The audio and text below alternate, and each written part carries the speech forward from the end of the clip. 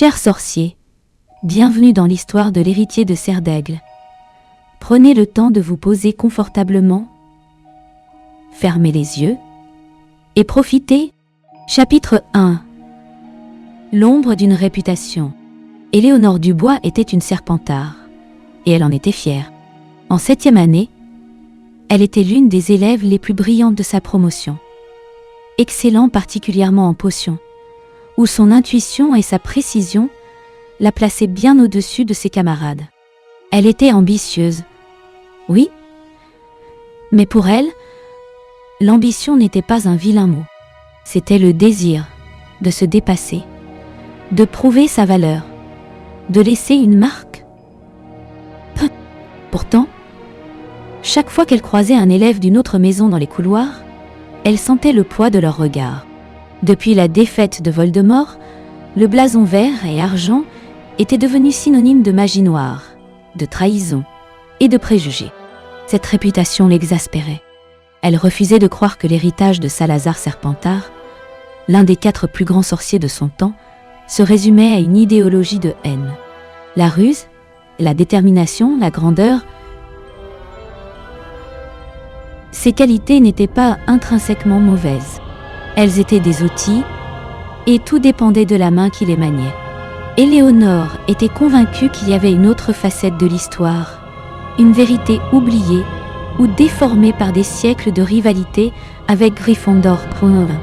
Son obsession pour la véritable histoire de sa maison la conduisait souvent dans les profondeurs du château. Les cachots, où se trouvait la salle commune de Serpentard, étaient son domaine. Elle aimait l'atmosphère fraîche et silencieuse, la lumière verdâtre qui filtrait à travers les fenêtres, donnant sur les profondeurs du lac noir.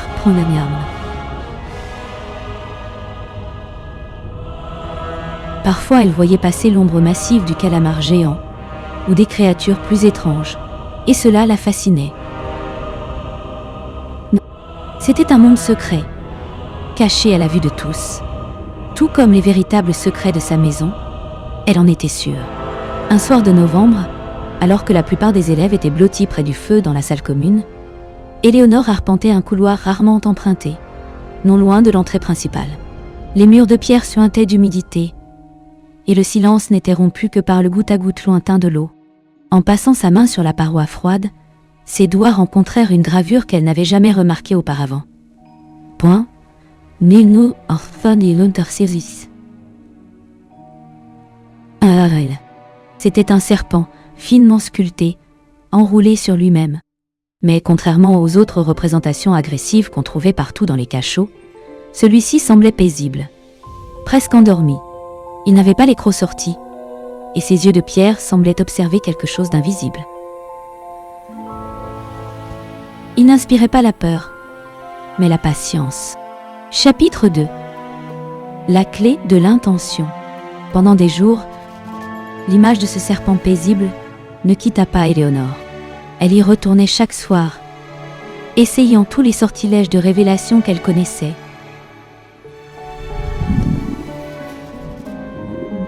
Apparitium. Spécialis Revelio.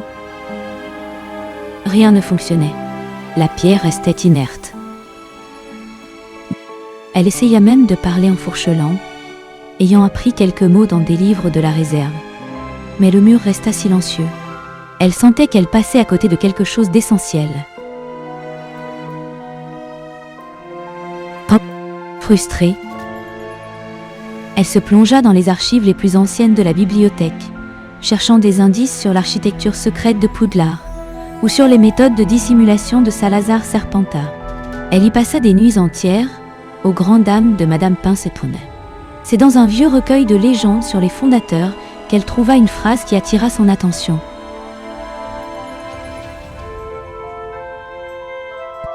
Le texte, écrit par un historien du XIVe siècle, décrivait Serpentard comme un sorcier qui se méfiait des mots, car ils peuvent mentir, mais faisait confiance à l'intention, car elle révèle l'âme. L'intention, pas un mot de passe, pas un sortilège, mais une pensée pure. Le mot de passe actuel de la salle commune était sang pur, une relique de l'époque de Voldemort, que la plupart des élèves prononçaient sans y penser. Mais Éléonore sentait que ce n'était pas là l'intention originelle de Salazar. C'était une corruption, une simplification grossière de sa pensée. Ce soir-là, elle retourna devant le mur au serpent. Le couloir était désert, l'air plus froid que jamais. Elle ferma les yeux, posa sa paume sur la pierre froide de la gravure et se concentra. Elle ne pensa pas au pouvoir, ni à la domination, ni à la pureté du sang.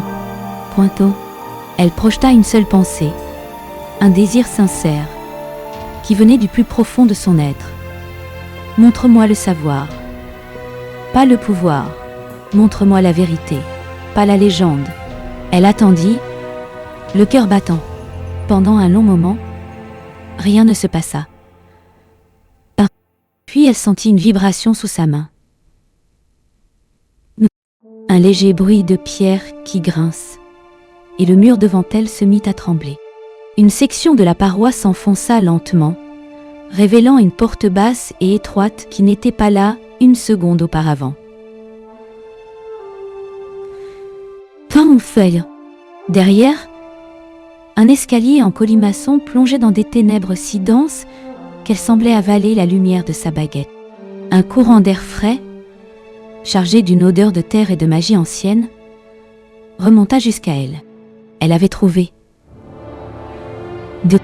Chapitre 3. Le scriptorium des ombres. Éléonore hésita un instant, puis, sa curiosité l'emportant sur la peur, elle s'engagea dans l'escalier. Sa baguette, dont elle avait intensifié la lumière avec un lumo maxima, n'éclairait que quelques marches à la fois. La descente semblait interminable. Les murs étaient faits d'une roche noire et humide, et elle sentait la pression magique augmenter à chaque pas, comme si elle s'enfonçait dans une couche de magie très ancienne et très dense. Enfin, l'escalier déboucha dans une vaste pièce circulaire. C'était un scriptorium, un bureau d'études secret. Des étagères en bois sombre, presque noires, couraient le long des murs, chargées de milliers de livres reliés de cuir et de parchemins jaunis par le temps. Une grande table en ébène trônait au centre, couverte d'instruments de potions en cristal et en argent, de cartes du ciel complexes et de notes à moitié rédigées.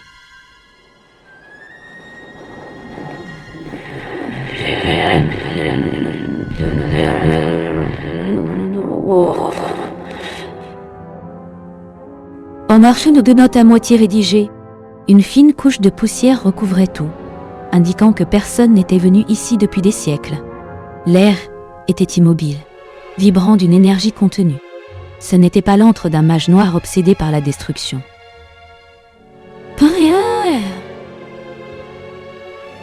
C'était le laboratoire d'un savant, d'un chercheur passionné.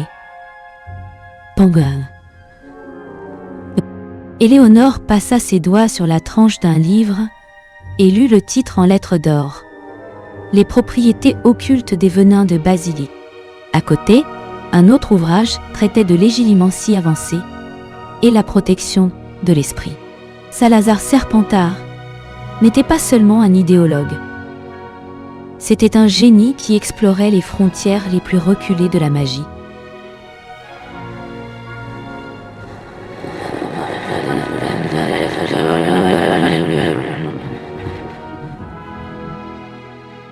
Dessous, au fond de la pièce, sur un lutrin de pierre sculpté de serpents entrelacés, reposait un unique livre, plus grand que les autres. Sa couverture était faite d'une peau de serpent aux reflets argentés, et un fermoir en argent massif le maintenait fermé. C'était clairement l'objet le plus important de la pièce. Alors qu'Éléonore s'approchait, le fermoir s'illumina d'une lueur verte. Une forme brumeuse et sinueuse s'éleva du livre, se matérialisant en un serpent de fumée argentée. Ses yeux brillaient comme deux émeraudes dans la pénombre, fixés sur elle. Ogo, seuls ceux qui cherchent à comprendre peuvent lire, siffla le gardien spectral, sa voix résonnant directement dans l'esprit d'Éléonore. Ogo, ton ambition est grande, jeune fille. Mais quelle est sa nature ?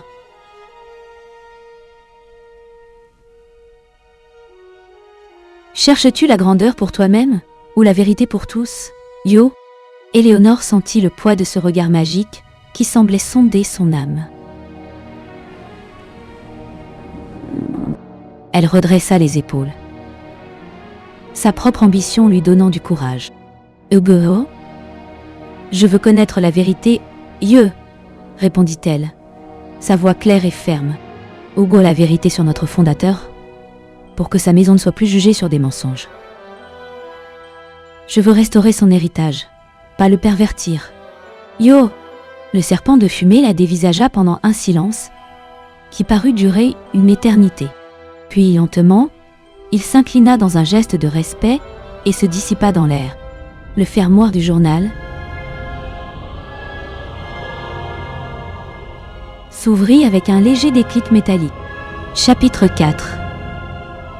Les confessions d'un fondateur. Le cœur battant, Éléonore posa le lourd journal sur la table en ébène et l'ouvrit. Les pages étaient d'un parchemin incroyablement fin et résistant. Et l'encre, bien que millénaire, était encore d'un noir parfait. L'écriture de Salazar Serpentard était élégante, précise, presque chirurgicale. Point, ce qu'elle lut dans les premières pages la bouleversa. Le journal ne commençait pas par des déclarations de suprématie, mais par des notes pleines d'inquiétude et de méfiance. Salazar y décrivait le monde dans lequel il vivait. Un monde où les sorciers étaient une minorité traquée. Il racontait avec une colère froide les procès en sorcellerie, les bûchers, la peur constante qui obligeait les familles magiques à se cacher. Et au gros, les Moldus nous craignent. Et ceux qu'ils craignent, ils le détruisent.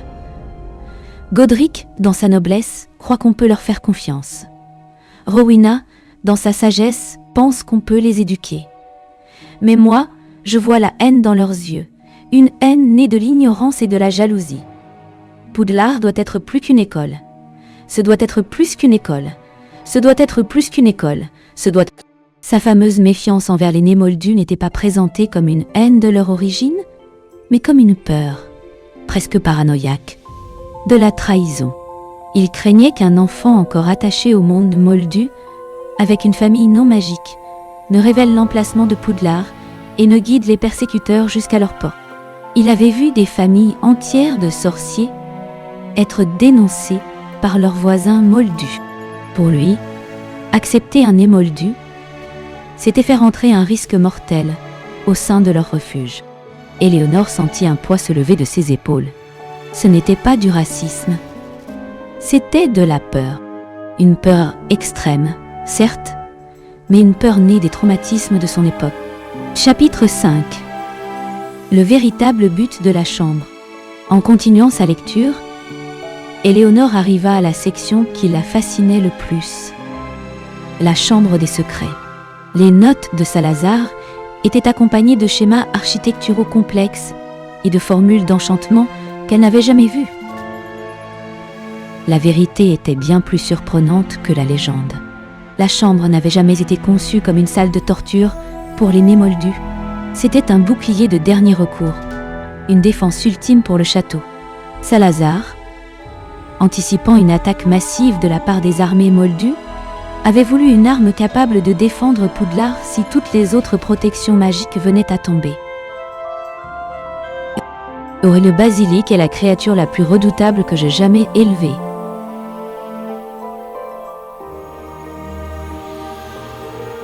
Son regard est la mort incarnée, mais il n'obéit qu'à ma voix et à celle de mes descendants.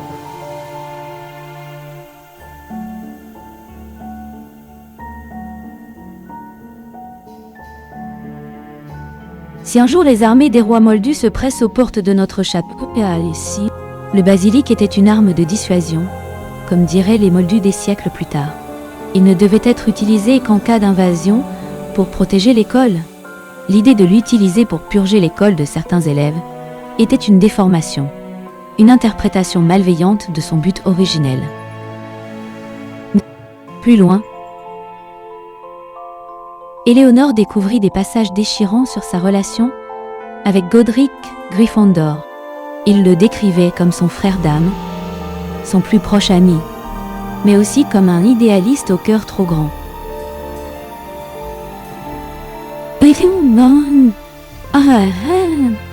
Aussi comme un idéaliste au cœur trop grand.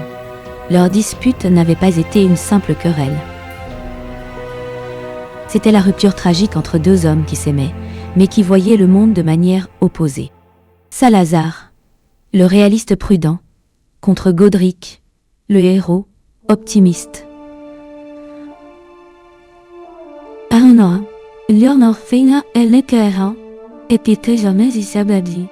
Quand Salazar avait quitté Poudlard, ce n'était pas dans un accès de rage, mais avec une profonde tristesse, convaincu que ses amis couraient à leur perte. Voldemort, son lointain descendant, n'avait rien compris. Il avait pris la légende pour la vérité, transformant un bouclier en une épée, et une peur paranoïaque en une idéologie de haine. Il avait sali le nom de Serpentard d'une manière que Salazar lui-même aurait sûrement méprisé. Chapitre 6. L'écho de l'ambition. Éléonore était tellement absorbée par sa lecture qu'elle n'entendit pas les pas étouffés dans l'escalier. Ce fut le grincement de la porte du scriptorium qui la fit sursauter. Elle leva la tête, le cœur battant, et vit une silhouette se dessiner dans l'encadrement. Pan. Damien Lestrange. Élève de 7e année comme elle, Damien était l'incarnation de tout ce qu'elle détestait. Issu d'une des familles de mange-morts les plus tristement célèbres, il portait son nom comme une couronne. Il était arrogant, cruel, et son ambition n'était pas de se construire, mais d'écraser les autres. Il vénérait la version de Serpentard que Voldemort avait créée, une version basée sur la pureté du sang et la domination. Pendit se donne mon combusteur près de pureté du sang et la domination. Oh, alors du bois.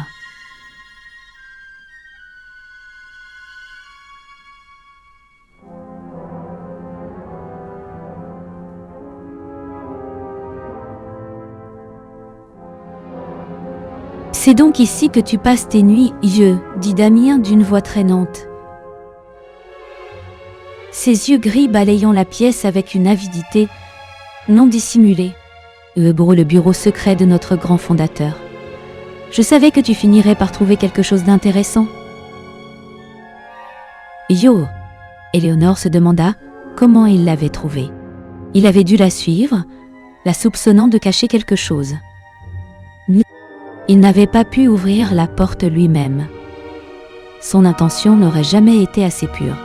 Il avait dû attendre qu'elle l'ouvre et se glisser derrière elle. Oh, ce journal. Dit Damien en s'approchant. Sa baguette déjà à la main. Il contient les secrets de Salazar, n'est-ce pas? Le savoir qui nous permettra de restaurer la grandeur de notre maison, la grandeur que des gens comme Dumbledore ont essayé d'étouffer. Donne-le-moi. Tu ne comprends rien, Lestrange, répondit Éléonore en se levant, serrant le journal contre sa poitrine. Sa grandeur n'avait rien à voir avec la haine que ta famille vénère. Il voulait protéger, pas détruire. Damien eut un rire sec et méprisant. La protection? La survie? Les excuses des faibles. Le véritable héritage de Serpentard, c'est le pouvoir. Le pouvoir de prendre ce qui nous revient de droit. Et ce journal m'appartient, à moi, le descendant d'une famille qui est restée fidèle, pas à une traîtresse à son sang comme toi qui remets en question nos idéaux. La tension dans la pièce devint électrique. Puis, c'était plus qu'une simple dispute. C'était la confrontation de deux visions de Serpentard, deux ambitions opposées. L'ambition de construire contre celle de dominer. Chapitre 7. Duel dans les profondeurs. Sans autre avertissement, un éclair de lumière rouge jaillit de la baguette de Damien. Éléonore, qui s'y attendait, se jeta sur le côté, le sortilège de stupéfiction frappant une étagère derrière elle et faisant exploser une rangée de vieux livres en une pluie de parchemins. « Obo ! Expelliarmus !» Yo, cria-t-elle en se relevant. Nien. Para le sort d'un simple revers de baguette. Ogre pathétique, du bois. Tu te bats comme une griffon d'or. Yo. Le duel commença pour de bon. Le scriptorium, autrefois silencieux, résonnait maintenant du sifflement des sortilèges et du fracas des objets qui explosaient. Damien était un duelliste redoutable. Ses mouvements étaient fluides et agressifs. Il utilisait des maléfices que l'on n'apprenait pas à Poudlard, des sorts qui laissaient des traînées sombres dans l'air et qui sentaient la magie noire. Éléonore était sur la défensive, se cachant derrière les lourdes tables en bois, parant les attaques avec des protégos qui se fissuraient sous la puissance des sorts de Damien. Et elle était douée, mais le combat n'était pas sa spécialité. Sa force résidait dans son intelligence, sa capacité à analyser une situation.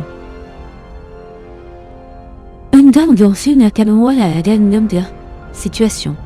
Et elle analysa rapidement qu'elle ne pouvait pas gagner ce duel par la force. Damien était plus puissant, plus impitoyable. Pour ne pas dire on était chandiard, on en voit là.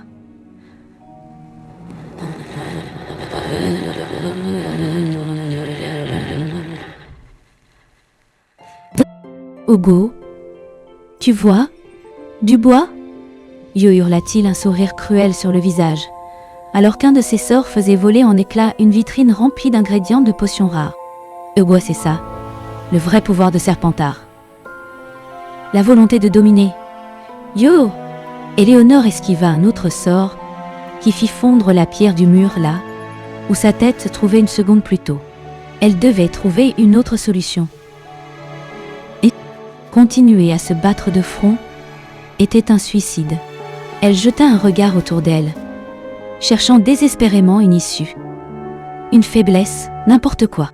Son regard se posa sur les étranges objets qui jonchaient les tables, sur les livres anciens, sur l'architecture même de la pièce. Salazar était un homme prudent et méfiant.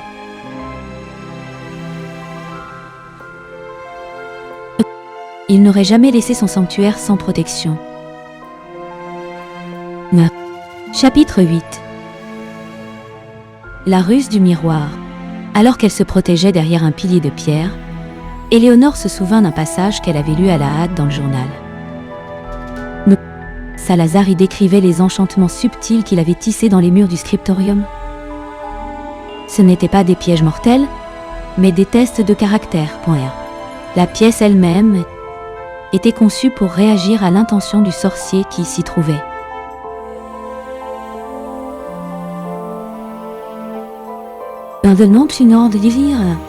Une magie pure et défensive y était amplifiée, tandis que la magie noire, agressive et égoïste, y était instable. C'était sa seule chance. Elle devait pousser Damien à utiliser un sort si sombre, si rempli de haine, que la pièce elle-même se retournerait contre lui. « Hugo, tu veux le pouvoir de ce livre, l'estrange ?» You, cria-t-elle, sa voix se répercutant contre les murs de pierre. « Hugo, alors prouve que tu en es digne. Montre-moi la véritable puissance dont tu parles, Yo. » Piqué au vif, Damien tomba dans le panneau. Son arrogance était sa plus grande faiblesse. « Ogre avec plaisir, » Yo siffla-t-il. Il se prépara à lancer un sortilège qu'Éléonore reconnut avec horreur pour l'avoir vu décrit dans un livre sur les maléfices impardonnables. C'est à ce moment qu'elle agit. D'un mouvement rapide et discret de sa baguette, sans prononcer un mot, elle fit léviter un grand miroir en argent poli qui était appuyé contre une étagère. Le miroir glissa dans l'air et se plaça silencieusement juste derrière Damien, qui était trop concentré sur son sort pour le remarquer. « Hugo est cruciaux !» hurla-t-il, le visage déformé par la haine. Le jet de lumière rouge, le terrible sortilège de torture, fusa droit devant lui. Mais au lieu de frapper Éléonore, il percuta son propre reflet dans le miroir. La réaction fut instantanée et violente. Le scriptorium, sentant l'intention malveillante du sort retourner contre son lanceur, s'éveilla. Les ombres dans les coins de la pièce semblèrent s'épaissir, s'étirer, et des chaînes de pure obscurité jaillirent des murs pointillés. Elles s'enroulèrent autour de Damien, le ligotant et le faisant taire, avant qu'il ne puisse pousser un cri. Le miroir, sa tâche accomplie, se brisa en 1000 morceaux scintillants. Chapitre 9. Le verdict du gardien. Damien se débattait, mais les chaînes d'ombre étaient plus fortes que n'importe quelle corde. Elles ne le blessaient pas, mais elles absorbaient sa magie, le laissant impuissant. Le gardien spectral du journal, le serpent de fumée argentée, se matérialisa de nouveau, flottant dans l'air devant le sorcier paralysé. Ses yeux d'émeraude brillaient d'une lumière froide. Ogo, l'ambition sans la sagesse n'est que folie, siffla le gardien, sa voix emplie d'un mépris glacial. Ogo, tu as cherché le pouvoir, mais tu n'as pas compris la responsabilité qui l'accompagne. Tu n'es pas digne de l'héritage de Salazar. Le serpent se tourna vers Éléonore, qui se tenait debout, la baguette encore tremblante, au milieu du chaos. Ogo, toi, tu as cherché la vérité. Tu as compris que la plus grande force n'est pas celle qui détruit, mais celle qui protège. Le scriptorium te reconnaît. D'un mouvement de tête, le gardien projeta une vague d'énergie magique vers Damien. Les chaînes d'ombre le soulevèrent de terre et le transportèrent hors de la pièce, le long de l'escalier en colimaçon. La porte de pierre se referma derrière lui, avec un bruit sourd et définitif, scellant de nouveau le scriptorium. Éléonore savait que Damien ne se souviendrait de rien. La magie du lieu effacerait sa mémoire de cet endroit, ne lui laissant que le vague souvenir d'une exploration nocturne qui a mal tourné. Éléonore était seule à nouveau, dans le silence retrouvé. Le sol était jonché de débris de livres et de verres, mais l'atmosphère de la pièce avait changé. Elle n'était plus menaçante, mais accueillante. La magie ancienne qui imprégnait les lieux semblait l'accepter, la reconnaître comme l'une des leurs points. Chapitre 10. La nouvelle gardienne. Épuisée, mais le cœur léger, Éléonore s'approcha de nouveau du journal de Salazar. Elle le prit dans ses mains, sentant non plus seulement le poids du cuir et du parchemin, mais le poids d'un héritage. Un héritage qu'elle devait maintenant protéger. Elle passa le reste de la nuit à lire, absorbant chaque mot, chaque pensée de ce fondateur si mal compris. Elle apprit ses techniques de potion, ses théories sur la légilimencie, sa vision d'une magie puissante mais contrôlée. Elle comprit que la véritable ambition de Serpentard n'était pas la pureté du sang, mais l'excellence. Il voulait former des sorciers et des sorcières qui seraient les meilleurs, les plus intelligents, les plus rusés, capables de survivre et de prospérer dans un monde hostile. Quand les premières lueurs de l'aube commencèrent à filtrer à travers les eaux du lac, projetant des reflets verts dans le scriptorium, Éléonore sut ce qu'elle devait faire. Elle ne pouvait pas révéler ce secret au monde entier. Pas encore. Le monde des sorciers, encore marqué par 2 guerres magiques, n'était pas prêt à nuancer son jugement. On la prendrait pour une folle ou, pire, pour une révisionniste essayant de blanchir le nom des mages noirs.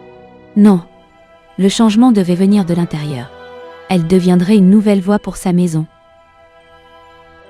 Elle utiliserait le savoir de Salazar, non pas pour diviser, mais pour inspirer. Elle montrerait par l'exemple que l'ambition pouvait être noble, que la ruse pouvait servir la justice, et que la grandeur n'avait pas besoin de la haine pour s'épanouir. En refermant le journal, elle sentit une nouvelle détermination l'envahir. L'héritage de Serpentard n'était pas mort, avec Voldemort. Il avait simplement attendu que quelqu'un d'assez sage pour le comprendre vienne le réclamer. Puis, Éléonore Dubois, La dernière élève de Salazar Serpentard remonta lentement l'escalier en colimaçon, laissant le scriptorium des ombres replonger dans son silence millénaire. Elle n'était plus seulement une élève brillante. Point. Elle était devenue une gardienne. La gardienne d'un secret qui pourrait, un jour, changer le visage du monde des sorciers.